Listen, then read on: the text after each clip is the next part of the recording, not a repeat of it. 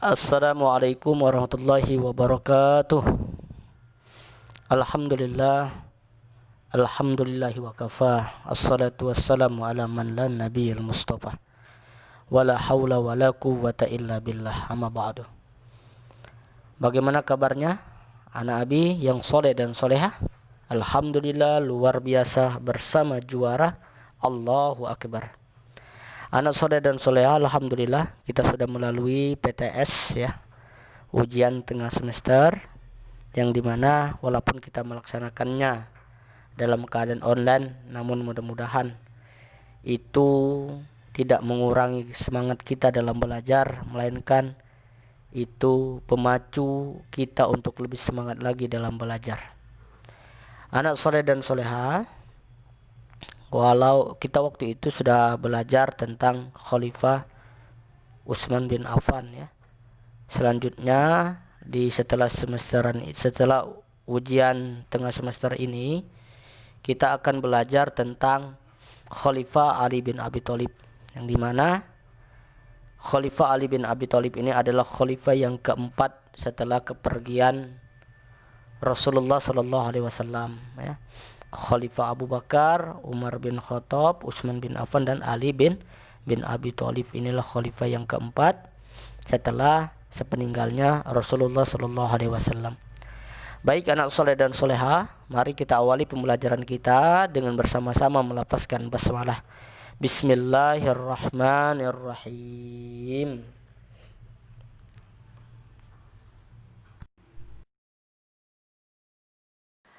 Ali bin Abi Thalib adalah sahabat Rasulullah Sallallahu Alaihi Wasallam, khalifah yang keempat menggantikan Utsman bin Affan.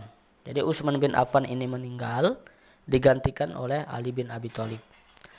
Ali adalah sahabat Rasulullah sekaligus anak asuh, sepupu, dan menantu Rasulullah Sallallahu Alaihi Wasallam.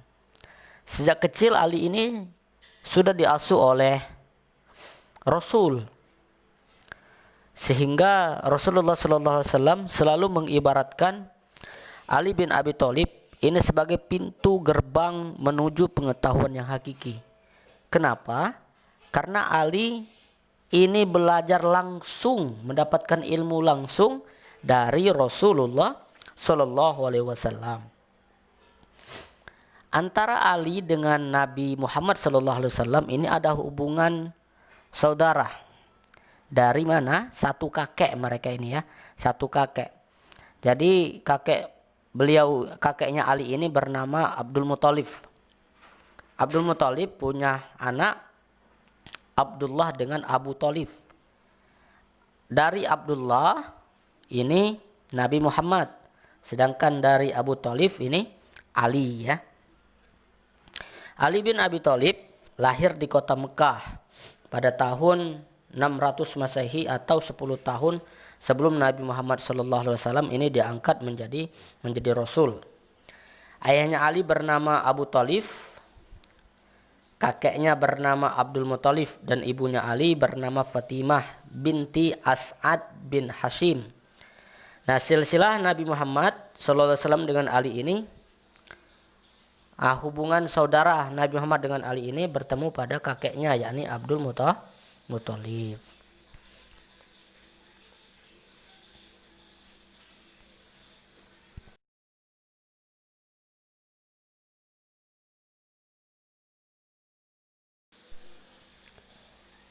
Selanjutnya, kepribadian Ali bin Abi Thalib. Jadi Ali bin Abi Thalib ini ketika ia masih kanak-kanak, penduduk Mekah pada saat itu mengalami masa kesulitan atau masa paceklik ya, dan kelaparan. Nah, untuk mengurangi penderitaan yang dialami oleh bapaknya Ali, yakni Abu Thalib, Nabi Muhammad akhirnya memohon kepada Abu Thalib ini pamannya Nabi ya, agar kiranya Abbas bin Abdul Muthalib, Abbas ini saudaranya Ali, saudara kandungnya Ali, untuk memberikan bantuan kepada Abu Thalib ya. Abu Thalib menyerahkan Ali bin Abi Thalib untuk dirawat oleh Nabi ya. Jadi Ali ini dirawat oleh Nabi Muhammad SAW. Nah, saudaranya yang satunya Ja'far bin Abi Thalib dirawat oleh Abbas, pamannya Rasul atau pamannya Ali juga ya. Nah, jadi itu. Nah, sejak kecil Ali bin Abi Thalib ini karena ia sudah dididik oleh Rasulullah, diasuh oleh Rasulullah dari kecil, Ali bin Abi Thalib ini mempunyai kepribadian yang baik ya, kepribadian yang luar biasa yang bisa kita contoh, yang bisa kita teladani. Ali mempunyai watak ini berbudi luhur, cerdas, pemberani, pintar berbicara dan berpengetahuan luas ya. Sehingga dalam sebuah riwayat Ali ini mempunyai gelar, mempunyai kelebihan ya.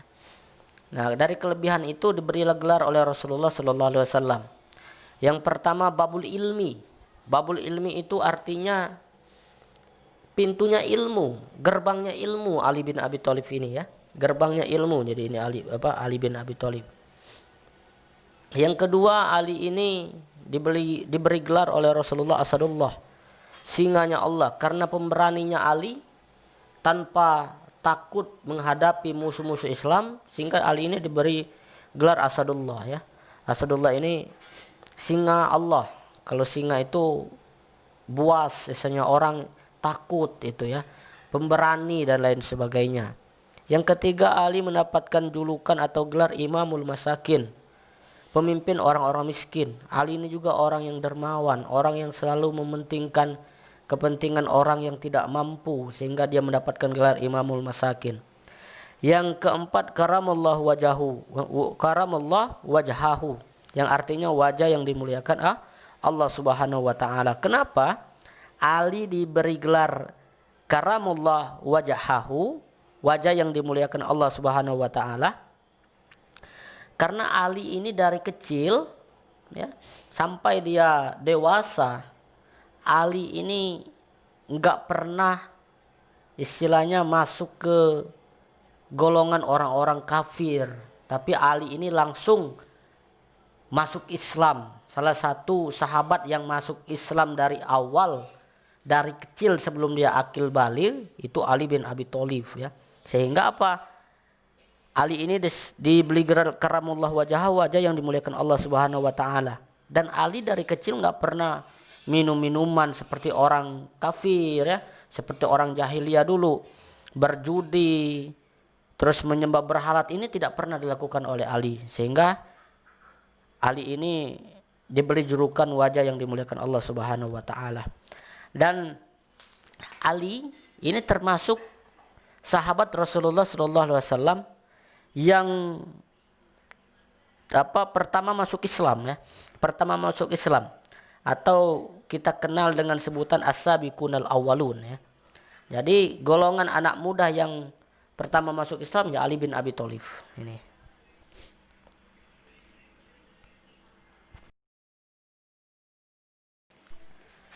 Selanjutnya, anak soleh dan solehah, peran Ali bin Abi Thalib. Ketika Ali ini sudah mengenal Islam, sudah istilahnya masuk lebih jauh di dalam Islam ini, peran Ali yang pertama adalah pemberani, menyatakan sikap. Jadi Ali ini sudah sering mengikuti Rasulullah SAW. Ketika Rasul sholat ia ikut, ketika Rasul beribadah dia ikut. Nah, pada suatu ketika Ali bin Abi Thalib bersama Rasulullah dan istrinya Rasulullah Siti Khadijah ini melaksanakan sholat ya. Dulu melaksanakan sholat itu enggak bisa terang-terangan seperti kita, tapi masih diam-diam, masih sembunyi-sembunyi pada saat itu. Karena kenapa? Ketika diketahui oleh orang kafir Quraisy, maka orang pasti akan membunuh, orang pasti akan mengejar ya orang yang mengikuti Rasulullah. Jadi Rasulullah bersama Siti Khadijah, Ali bin Abi Thalib ini kalau sholat enggak terang-terangan ya. Nah, ketika Ali bin Abi Thalib ini ingin melaksanakan sholat, dilihatlah oleh ayahnya. Ayah Ali ini masih kafir ya. Ini dilihat oleh Abu Thalib. Sehingga pada saat itu Abu Thalib bertanya, "Wahai Ali, agama apa yang kamu anut itu?" Ali tidak ragu-ragu untuk menjawab. Apa kata Ali? "Aku beriman kepada Allah dan Rasulnya, dan aku pun meyakini sepenuhnya segala apa yang disampaikannya." Mendengar jawaban tersebut, ini ayahnya Ali tidak marah, tapi berkata, "Sesungguhnya dia Muhammad telah mengajakmu pada kebaikan, karena itu berpegang teguhlah kepadanya." Walaupun bapaknya Ali ini tidak masuk ke dalam Islam, termasuk orang kafir, tapi ayahnya Ali ini mendukung sepenuhnya apa yang dilakukan oleh Rasulullah. Sehingga ketika ayahnya Ali, Abu Thalib ini meninggal, itu salah satu kesedihan Rasulullah SAW yang sangat mendalam. Kenapa Rasulullah sangat sedih? Karena sampai napas terakhir Abu Thalib ini enggak sampai masuk Islam ya, tapi meninggal tetap dalam keadaan kafir. Yang kedua, peran Ali bin Abi Thalib, anak soleh dan soleha, ini berani menghadapi kaum kafir Quraisy. Pada zaman jahiliyah, ketika orang-orang sudah mulai banyak masuk ke dalam Islam, ini Rasulullah SAW mengadakan ta'lim, mengadakan pengajian. Untuk apa? Untuk berkomunikasi, untuk bertemu, untuk memberikan semangat kepada orang-orang yang sudah masuk Islam. Ini bertepatan di rumah Arqam bin Abi Arqam ya, masyarakat Mekah pada saat itu. Nah, ketika orang-orang ini mau pergi ke rumah Arqam bin Abi Arqam ini untuk pengajian, kalau bahasa kitanya ya, untuk pengajian, itu sering sekali dihadang oleh orang-orang kafir Quraisy. Nah, pernah suatu ketika ada orang yang menghadang orang yang Islam ini mau pergi pengajian di rumahnya Arqam bin Abi Arqam, ini Ali bin Abi Thalib ini sangat berani sekali mengantarkan orang-orang yang mau pergi ke rumahnya Arqam bin Abi Arqam ini untuk pengajian ya.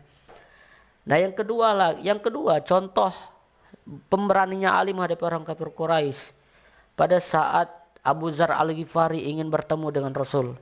Ini Abu Dzar Al-Ghifari ini terkenal orang yang sangat benci dengan Rasulullah ya pada saat itu. Nah, ketika ia ingin bertemu dengan Rasulullah, siapa yang menghantarkannya? Ini Ali bin Abi Thalib langsung menghantarkan Abu Dzar Al-Ghifari ini untuk bertemu dengan Rasulullah sallallahu alaihi wasallam.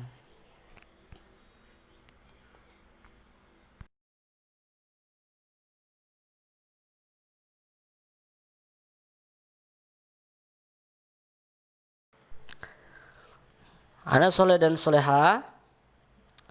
Nah, untuk pembelajaran pertemuan pertama setelah UTS ini, yakni pembahasan tentang Khalifah Ali bin Abi Thalib, cukup sampai di sini dulu ya. Yang alhamdulillah kita sudah mempelajari silsilah Ali bin Abi Thalib, kepribadian Ali ya, dan peran Ali setelah masuk Islam. Jadi mudah-mudahan dapat dipahami dan bisa kita contoh terutama kepribadian Ali bin Abi Thalib ya dalam memperjuangkan Islam bersama Rasulullah sallallahu alaihi wasallam. Dan untuk tugasnya nanti Abi silakan dikerjakan di psikologi ya. Untuk tugasnya ada 10 soal ya. Kerjakan. Harapan Nabi tetap semangat walaupun kita enggak bertemu, dan yakinlah semua ini sudah kehendak Allah Subhanahu wa taala, dan insyaallah ketika kita ikhlas menjalani semua ini, insyaallah semuanya akan selalu dibimbing oleh Allah Subhanahu wa taala dalam kita belajar.